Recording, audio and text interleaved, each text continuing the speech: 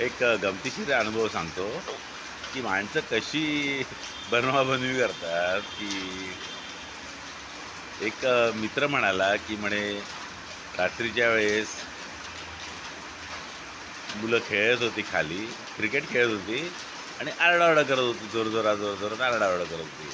तर मी त्यांना जाऊन सांगितलं, की खोटंच सांगितलं, की माझे वडील आजारी आहेत आणि ते हार्ट पेशंट आहेत, तर तुम्ही आरडाओरडा करू नका.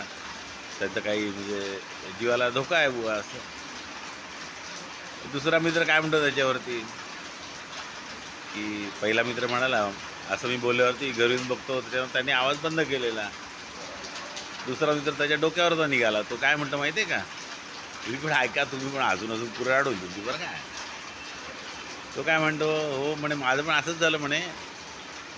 "एके रात्री," म्हणे, "मी झोपलेलो, कुत्रे ओरडत होते," म्हणे, "जोरजोरात, जोरजोरात कुत्रे ओरडायला लागले."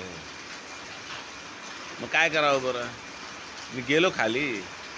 कुत्र्यांना जोरात सांगितलं, म्हणे, "माझे वडील म्हणे आजारी आहेत," म्हणे, "आई पण आजारी आहे." ठोकून दिलं म्हणे मी सरळ.